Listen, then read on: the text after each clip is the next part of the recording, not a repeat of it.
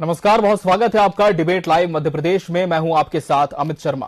मध्य प्रदेश में चुनावी जोर आजमाइश का असर सड़क से लेकर सदन तक और दिल्ली से लेकर भोपाल तक साफ दिखाई दे रहा है। जीत की हड़बड़ाहट में राजनीतिक दल हर हथकंडे अपनाने को तैयार हैं जो जनता के वोटों तक उसकी पहुंच बनाते हैं। आज विधानसभा और कांग्रेस बीजेपी मुख्यालयों में भी वोट की जुगाड़ के लिए सियासी तकरीरें दिखाई दी। देखिए खास रिपोर्ट और उसके बाद फिर चर्चा पर बढ़ेंगे। आज असुरक्षित है और भयभीत है। कानूनी फेलियर नहीं है, ये एक सिस्टम का, व्यवस्था का फेलियर है। कमलनाथ जी, सीधी की घटना, मेरी जांच कमेटी भारतीय जनता पार्टी की आपकी सरकार के समय का वीडियो है।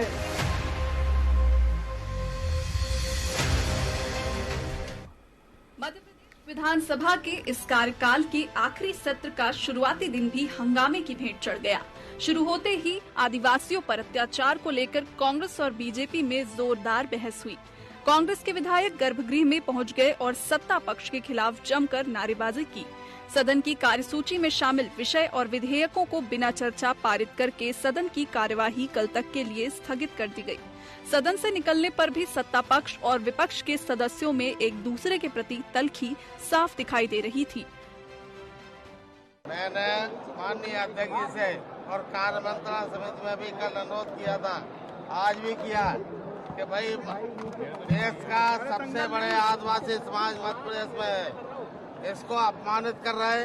लगातार आदिवासी भाइयों पे, बच्चियों पे अत्याचार ढाया जा रहा है, अनुसूचित जनजाति पर अत्याचार ढाया जा रहा है। मैंने इस प्रस्ताव के माध्यम से 3 मुद्दे जो इस सदन में प्रदेश की ज्वलंत समस्या है उनको प्रशासन के माध्यम से रखा है। माननीय अध्यक्ष महोदय से अनुरोध किया था कि आदिवासी समाज के हमारे भाई पर, दसमत जी पर खड़े आम भारतीय जनता पार्टी का विधायक का प्रतिनिधि मंडल अध्यक्ष खड़े होकर सिर पर पेशाब कर रहा है। पूरे देश नहीं, पूरे विश्व में घटना ने मध्य प्रदेश को कलंकित किया है। इस पर सदन के मदद से चर्चा कराना चाहते। सरकार जब जब भ्रष्टाचार में अनैतिक कार्य फंसती है तो सरकार का रवैया चर्चा कराने से भागती है, चर्चा नहीं कराना चाहती। सीधी के वीडियो को आगे बढ़ाया, शिवपुरी में जब मल भर दिया था मुंह में, उसमें नहीं उठा रही है, उस विषय में नहीं बोल रहे। वह शुक्ला था या शकील था, बस इतना सा अंतर है इन दोनों में। आप देखिए इन दोनों की मन स्थिति कैसी है और कांग्रेस की कुत्सित मानसिकता कैसी है कि शुक्ला को ले लिया, शकील पे बात नहीं कर रहे, जबकि वो पेशाब है या मल मुंह में भरा है। ये कांग्रेस का दोहरा चरित्र है, ये कांग्रेस की तुष्टीकरण की राजनीति है। हर विषय पर चर्चा को हम तैयार हैं। चर्चा के लिए आप आइए तो तरीके से। आप राष्ट्रगान नहीं होने देते हो, राष्ट्रगीत नहीं होने देते हो, आप संवेदनाएं व्यक्त नहीं करने देते हो। मैं निंदा करता हूं इस बात की, जिस तरह से उन्होंने राष्ट्रगीत का अपमान किया है, जिस तरह से उन्होंने निधन उल्लेख का अपमान किया। चुनावी साल है तो बीजेपी और कांग्रेस के बीच सड़क से लेकर सदन तक संग्राम मचना स्वाभाविक है। हालांकि आम व्यक्ति की सबसे बड़ी चिंता ये है कि सियासी संग्राम में जनहितैषी मुद्दे न दब जाएं। बहरहाल सड़क से सदन तक छिड़ी लड़ाई का अंजाम क्या होगा, ये तो भविष्य के गर्भ में ही छिपा है।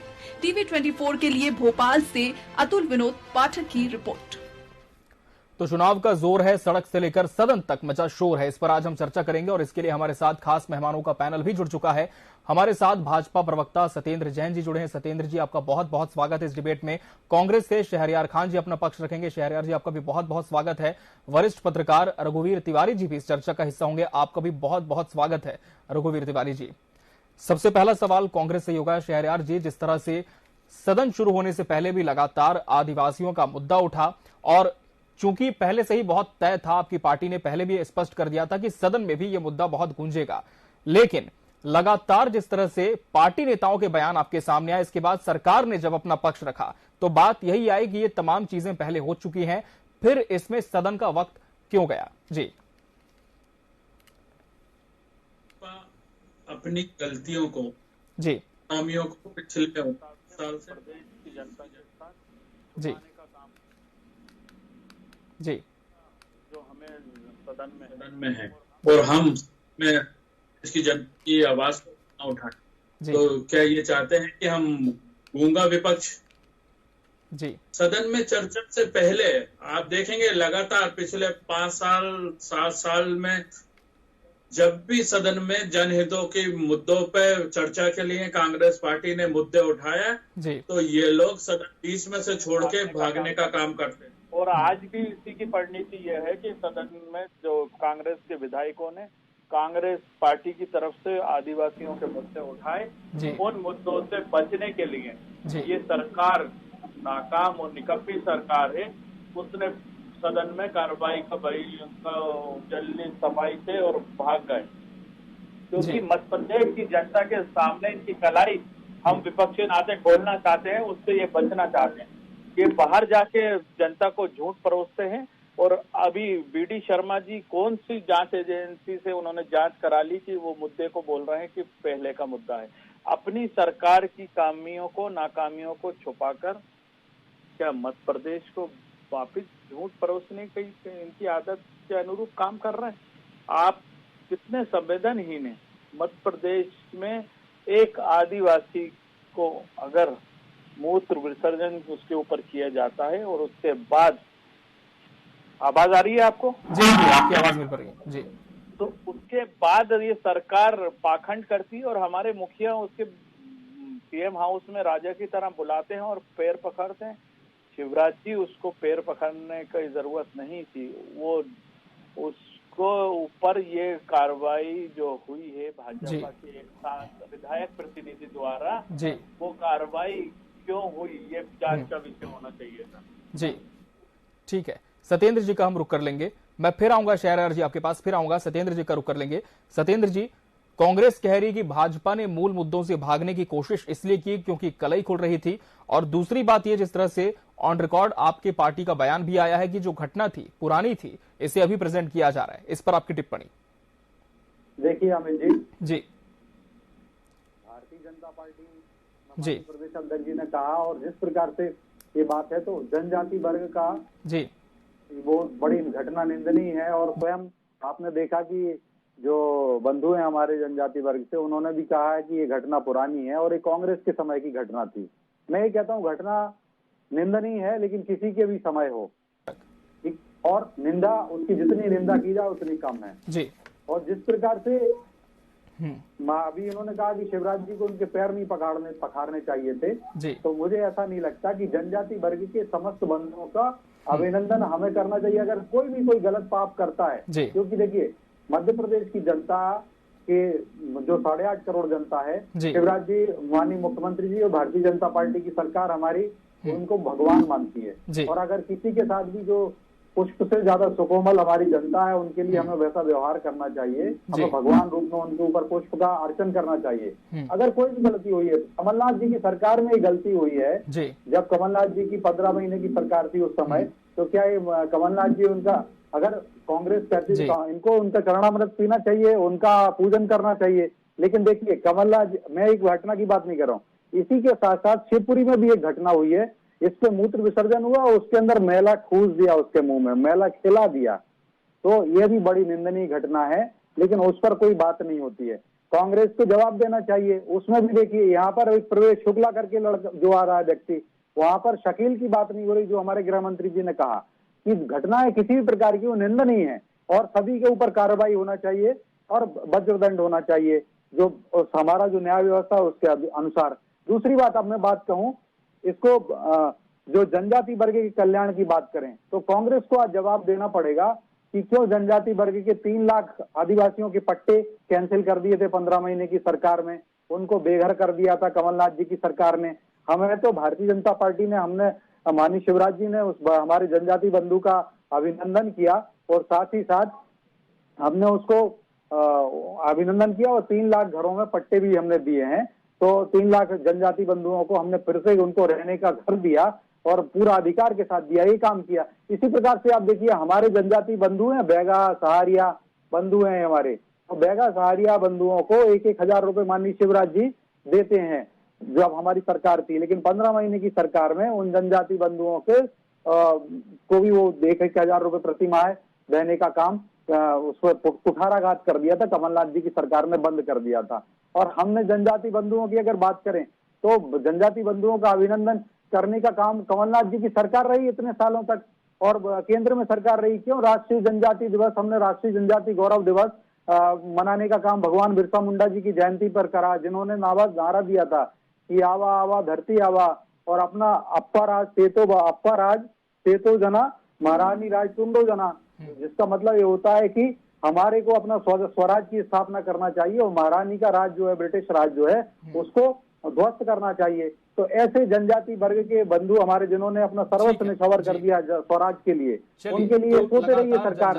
हमने उसको बीजेपी ने ये कह रहे सत्येंद्र जी, मैं आपका रुख करूंगा शहरयार जी, लेकिन इसके पहले हम रुख कर लेंगे वरिष्ठ पत्रकार रघुवीर तिवारी जी का। रघुवीर जी, 5 दिवसीय सत्र है, सरकार के इस कार्यकाल का आखिरी सत्र है, लेकिन अब ये साफ तौर पर लग रहा है कि ये सत्र भी हंगामे की भेंट चढ़ सकता है। क्या आपको लगता है कि ऐसे में जो जनहित के मुद्दे हैं उन पर चर्चा से दोनों ही पक्ष चूक सकते हैं? बिल्कुल, ये एकदम सही बात है जी। और अभी जो मैं चर्चा में भाग लेने वाले जो अतिथि हैं उनकी बातें भी सुन रहा था जी।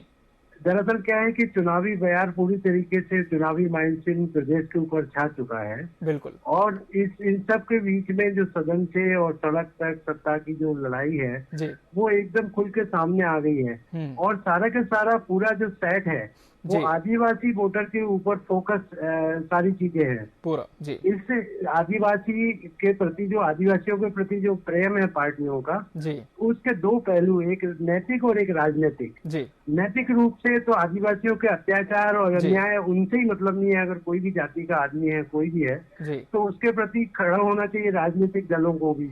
लेकिन अगर राजनीतिक पहलू देखें जी, तो अब ये सिलसिला घटनाओं का एकदम उजागर होता जा रहा है और टाइमिंग उसकी इतनी सेट है कि मानसून सत्र के पहले आदिवासियों की हितैषी बनने के लिए और माइलेज लेने के लिए जी, अगर वो वोट बैंक की राजनीति की चश्मे से देखा जाता है जी, तो मेरे ख्याल से ये बात बहुत उचित नहीं होगी राजनीतिक दलों के राजनीतिक फायदे के लिए वोटों का इस्तेमाल किया जाए। हाँ, ये जरूर है कि अगर जिन लोगों के साथ में जो पीड़ित हैं, जिनके साथ में घटनाएं हुई हैं, उन लोगों के लिए कांग्रेस अगर उन लोगों के साथ न्याय के साथ खड़ी है तो उनके साथ में ये सुविधा जरूर होनी चाहिए कि उनके पक्ष इस तरीके से न्यायालय में रखे जा सके जिससे कि उनको न्याय मिल सके और वो न्यायालय में टिक सके। जी बिल्कुल शहरयार जी, आदिवासियों का जो प्रेम है दोनों ही पार्टियों का वो अभी उजागर हो रहा है जब चुनाव का समय, ये जिस तरह से वरिष्ठ पत्रकार कह रहे हैं। दूसरी बात उन्होंने ये कही कि न्यायालय की शरण मिल सके, न्याय मिल सके, ये मूल मुद्दा होना चाहिए बशर्ते इसके कि इस पर राजनीति हो। शहरयार जी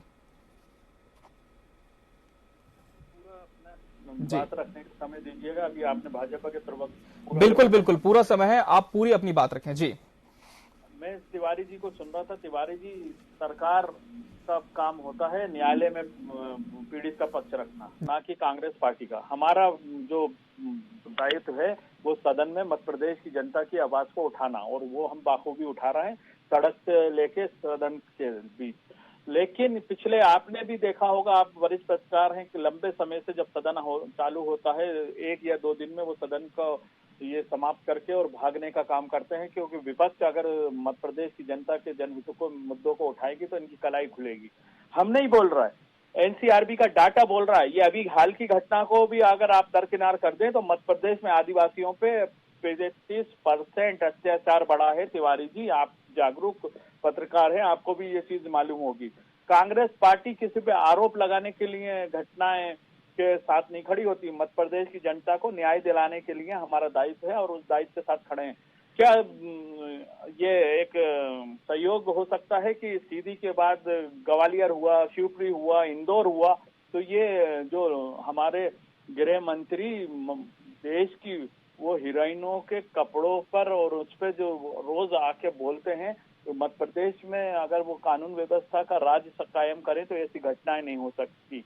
लेकिन जब उसमें भाजपा के कार्यकर्ता ही सम्मिलित होंगे तो निश्चित तौर पे मध्य प्रदेश में त्राहिमाम स्थिति होगी। मध्य प्रदेश में चाहे आदिवासी हो, चाहे अल्पसंख्यक हो, चाहे मध्य प्रदेश में महिलाएं हो, चाहे युवा हो, चाहे किसान हो, कोई ऐसा वर्ग नहीं है जिसके साथ न्याय हो रहा हो, क्योंकि इनके पास तो कर्ज लेके घी पीने के अलावा मध्य प्रदेश की जनता को ठगने का काम कर रहा है। आज प्रति व्यक्ति मध्य प्रदेश में 46,000 रुपए का कर्ज में है। जब हमने 2020 में हमसे सरकार को इन्होंने माफियाओं के साथ मिलकर गिराने का काम करा, कमलनाथ जी की सरकार को, तब मध्य प्रदेश पे 1,90,000 करोड़ का कर्ज था, जो बढ़ के आज 4 लाख करोड़ से ज्यादा का कर्ज हो गया। तो ये बताएं कि ये 3 साल में वो कर्ज डबल कैसे हो गया और वो पैसा गया कहाँ, जब मध्य प्रदेश में आज बेरोजगारी की दर अपने उच्चतम स्तर को छू रही है। ये जनहित के मुद्दे उठाना हमारा दायित्व है। मध्य प्रदेश की जनता के बातों को हम अगर नहीं उठाएंगे तो हम उनके साथ न्याय नहीं करेंगे। और कांग्रेस पार्टी वो पार्टी है देश के निर्माण से लेकर देश के विकास में अपना योगदान दिया है, और मोदी जी पिछले 9 साल से जो देश की धरोहर को बेचने का काम कर रहे हैं, तो निश्चित ही वो कांग्रेस के टाइम में कांग्रेस के विजनरी प्रधानमंत्रियों ने और मुख्यमंत्रियों ने बनाया है, जिसको ये लोग बेचने का काम कर रहे हैं। ये लोग व्यापारियों के साथ मिलके, ये लोग माफियाओं के साथ मिलके, ये लोग ठगों के साथ मिलकर मध्य प्रदेश और देश को ठगने का काम कर रहे हैं। मोदी जी आए थे, बड़ी बड़ी बातें करी थी, आज देश में क्या बेरोजगारी की दर है, 2 करोड़ रोजगार की बात करी थी, वो जुमले साबित हो गए। 15 लाख की बात करी थी, हमने नहीं बोला था, ये मोदी जी और अमित शाह ने बोला, और फिर उन्होंने उस बात से डिनाई करा कि ये तो जुमले थे। तो इनके लिए जनहित के मुद्दे जुमले होते हैं, ये चुनाव में ठगने का काम करते हैं, वर्गलाने का काम करते हैं, जुमले गढ़ने का काम करते हैं। लेकिन इसके इतर कांग्रेस पार्टी ने जो अपने 5 घोषणाएं हिमाचल में करी, कर्नाटक में करी, राजस्थान में करी, छत्तीसगढ़ में करी, हमने उसको इम्प्लीमेंट करने का काम करा। जो मध्य प्रदेश में हमने किसान ऋण माफी की बात करी, सत्येंद्र जी, तो आपका 2 घंटे के अंदर 2 घंटे के अंदर कमलनाथ जी ने किसान ऋण माफी की फाइल को साइन करा, और 27 लाख के किसानों के कर्ज मध्य प्रदेश में माफ हुए। आपकी पूरी बात सुनी। जी जी, सत्येंद्र जी का रुख कर लेंगे। मध्य प्रदेश में जो कि ये कर्ज छोड़ के गए थे, और इनके नेता विपक्ष उस टाइम के गोपाल भार्गव जी कहते थे कि हमने तो खजाना खाली कर दिया, ये कर्ज कैसे माफ करेंगे। लेकिन वो कमलनाथ जी का विजनरी नेतृत्व था, जिन्होंने मध्य प्रदेश के किसानों के 27 लाख किसानों के कर्ज माफ करे। जो बचे हुए 11,38,000 किसान थे, उनको इन्होंने डिफाल्टर करके आज उनके कर्ज से ब्याज माफ करने का जो ढोंग और पाखंड कर रहे हैं, वो भी नहीं हो रहा। मैं भी पिछले दिनों गंज बहादुर गया, वहाँ के कई किसानों ने मेरे से मिलकर बताया कि उनके ऊपर जो बैंक में कर्ज का जो ब्याज है, वो सरकार बोल रही है हमने माफ कर दिया, लेकिन उनको नोटिस बैंक हमारा है, उनकी कुर्की करने की धमकी दे रहे हैं। वो लोग मानसिक प्रताड़ित हो रहे हैं। ये बात हम ना उठाएं, ये हम विपक्ष के नाम। चलिए सत्येंद्र जी का रुख कर लेंगे। सत्येंद्र जी, काफी बातें कही शहरयार जी ने। मुख्य बातें हैं कि 46,000 रुपए प्रति व्यक्ति पर आज मध्य प्रदेश में कर्ज है। किसी वर्ग के साथ सरकार ने न्याय नहीं किया, और एक अहम आरोप उन्होंने ये लगाया कि 3 साल में प्रदेश में जो कर्ज है वो डबल कैसे हो गया। जवाब दें आपको जी। ये रंगे प्यार, कांग्रेस रंगा प्यार की तरह व्यवहार करती है, और ये सब शब्द सा न लिया जाए इसको, लेकिन कांग्रेस का ये व्यवहार ही रहा, चरित्र रहा। कांग्रेस अपना जरा जब अपना भूतकाल देखेगी ना, 2003 में क्या स्थिति थी मध्य प्रदेश की, तो वो आपको पता चल जाएगा। 2003 में क्या था, हमारे प्रदेश का बजट हुआ करता था 18,000 करोड़ का, और हमारे ऊपर कर्ज था 32,000 करोड़ का। तो आज देखिए, आज हमने जो बजट टू लोन रेशो है वो भी काफी कम हुआ है। जीडीपी से अगर आप देखेंगे तो 70,000 करोड़ की जीडीपी होती थी, और कर्ज का जीडीपी होती थी जो 70,000 करोड़ का कर्ज 70,000 करोड़ की जीडीपी थी, और कर्ज था 32,000 करोड़। आप सोचिए कि 70,000 करोड़ की जीडीपी और 32,000 करोड़, तो लगभग 50% जीडीपी का जो कर्ज था, रेशो था जीडीपी का 40% से ज्यादा था, और उसको हमने कम कर दिया। आज भी कोरोना जैसी जो 100 साल के बाद, भैया आप अपने नेशनल हेराल्ड चैनल पर बोल लीजिएगा, ये टीवी 24 है, आपको पर्याप्त समय देगा। मैंने आपके समय एक बार भी नहीं बोला। जी शहरयार जी, मैं फिर आपका रुख करूंगा। शहरयार जी, मैं फिर आपका रुख करूंगा। सत्येंद्र जी का समय बोलने दीजिए। सामर्थ्य कम रहती है सुनने की। सत्येंद्र जी, आपकी बात पूरी करें। ये बेवकूफी की बात ना कर, कृपया हमारा टाइम खराब ना करिए। देखिए मैं बता दूं आपको कि जीडीपी से 50% के आसपास का कर्ज था, और आज जीडीपी के 20% के आसपास का कर्ज है। और जब इनके समय पे 1 रुपए मध्य प्रदेश कमाता था तो 23 पैसे ब्याज भरने में चला जाता था।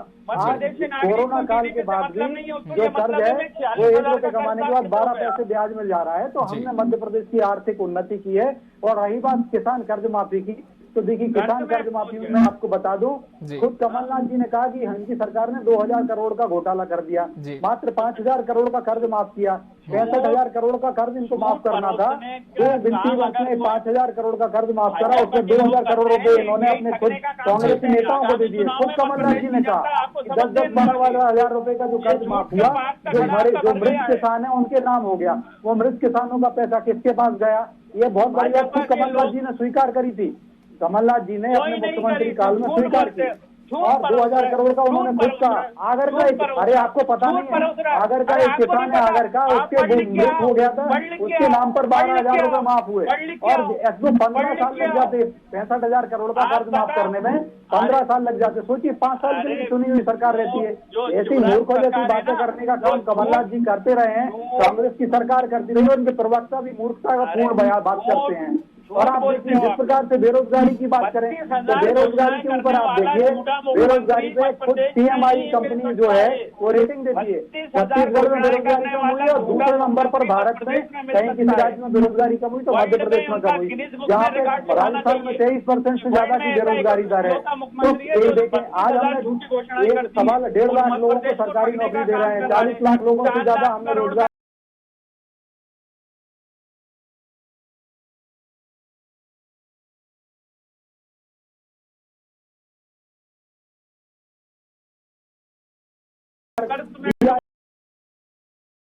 सरकारी नौकरियां हर वक्त मेला। अरे आप अपने समय तो गाना बजाइए ना, इनके आवाज स्लो करने के साथ ये मूर्खतापूर्ण बात करते हैं। हमारा समय भी मैं अक्सर करते हैं कांग्रेसी। नेशनल हेराल्ड चैनल पे आप बोलिएगा, गीता जसवंत का भ्रष्टाचार का प्रमाण है नेशनल हेराल्ड, उस पर आप चैनल खोल लीजिए और आप देखिए जो इन्होंने बात कही कि जिस प्रकार से उन्होंने बेरोजगारी की जो आपने बात कही, महंगाई की, तो महंगाई में बता दूं कांग्रेस का इतिहास रहा है। ठीक है, हम रघुवीर जी का रुख कर लेंगे, कार्यक्रम चूंकि अंतिम चरण पर है। रघुवीर जी, दोनों ही पार्टियां लगातार एक दूसरे पर आरोप प्रत्यारोप लगा रही, लेकिन सवाल यही बना हुआ है कि 5 दिवसीय सत्र है, सरकार के इस कार्यकाल का आखिरी सत्र है, अब 4 दिन की कार्रवाई और होगी। आगे दोनों ही पार्टियों का क्या फर्ज होता है, किस तरह से जो सदन की गरिमा है वो भी बरकरार रखे, और क्या दिशा अब चर्चा की होनी चाहिए आगामी समय में सदन में कल से? जी, आज का जो दिन था सदन में जी, तो इसमें जिस तरीके से आक्रामक शुरुआत कांग्रेस की थी जी, तो इससे ये साफ होता है कि वो जो 3-4 मुद्दों को लेके विशेष रूप से जो बयान आ रहे थे अभी तक कि महाकाल लोक का भ्रष्टाचार, सतपुड़ा की आग और आदिवासियों के अत्याचार का मुद्दा जी, तो मुझे लगता है कि जैसे आज जो सदन में कार्रवाई हुई उसमें जो विरोधाभासी बयान आए नेता प्रतिपक्ष और सज्जन सिंह जी के, ये कार्यमंत्रणा समूह में चर्चा हुई कि नहीं हुई वो दीगर बात है जी। लेकिन उससे ये भी साबित होता है कि विपक्षी रणनीति कहीं ना कहीं कमजोर है। लेकिन इसके उलट हम ये भी मान लें कि ये हो सकता है कि ये कांग्रेस की रणनीति हो कि वो मुद्दे को उठाना चाहती है और उसके लिए लीगल प्रक्रिया में प्रोसेस में भी नहीं आई है। तो ये और विपक्ष और जो सत्ता पक्ष है वो उसको स्थगन प्रस्ताव पे चर्चा नहीं करना चाहता। तो ये मैसेज भी एक फील्ड में देने की कवायद, एक रणनीति कांग्रेस की सोची समझी हो सकती है कि वो ये साबित करे कि सरकार आदिवासी के मुद्दों से भागना चाहती है और इसके पीछे सदन की कार्रवाई में जो कुछ भी है, बेरोजगारी के मुद्दे हैं या आम आदमी की जो तकलीफों के मुद्दे हैं, तो वो तो अभी कई एजेंडे में सेट होते हुए दिखाई नहीं दे रहे हैं। तो कुल मिला के ये है कि दोनों पक्ष, सत्ता और विपक्ष, मैदानी तैयारी को लेके मैं इस कार्रवाई, सदन की कार्रवाई में आए हैं कि मैदान में वो किस तरीके से जाए और अपना माइलेज देके वो अपने पार्टी के पक्ष में वोटों की राजनीति को मजबूत करें और अपने लिए काम करें। ये मुझे ऐसा लगता है कि ये एजेंडा सदन में ये सारी चीजें सामने आने वाली हैं और जोरदार बहस और तीखी हंगामेबाजी बहस और ये सारे चीजें तेवर तो रहेंगे सत्ता पक्ष और विपक्ष दोनों के। बिल्कुल, बहस हो, आक्रामकता भी दिखे, बशर्ते ये कि जो बातें हैं वो जनहित की हों। बहरहाल समय हमारे पास इतना ही था। आप तीनों मेहमानों का बहुत बहुत शुक्रिया हमसे जुड़ने के लिए इस डिबेट में और इसका सार्थक हिस्सा बनने के लिए आपका बहुत बहुत धन्यवाद। इसी के साथ एमपी डिबेट में आज के लिए फिलहाल इतना ही। मुझे दीजिए इजाजत। नमस्कार।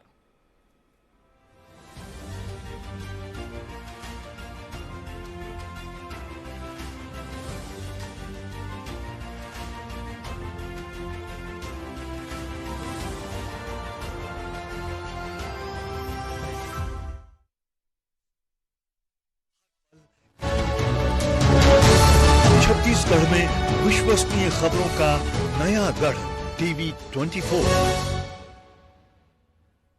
पर छत्तीसगढ़ देश का एक ऐसा राज्य है जहां बेरोजगारों की संख्या सबसे कम है, लेकिन फिर भी जो कुछ लोग बेरोजगार हैं, उनके साथ छत्तीसगढ़ सरकार है। सरकार से जो अभी मुझे बेरोजगारी भत्ते के रूप में 2500 रुपए प्राप्त हुआ है, उससे जो है कोचिंग की फीस देने में मुझे बहुत मदद हुई है। तो मैं सरकार का धन्यवाद देना चाहता हूँ कि उन्होंने युवाओं के बारे में ये सोचा। माननीय मुख्यमंत्री द्वारा मुझे जो बेरोजगारी भत्ता का अनुदान प्राप्त हुआ है, जिससे मैं आगे की पढ़ाई और संपूर्ण अच्छे से कर पाऊंगा। छत्तीसगढ़ सरकार, भरोसे की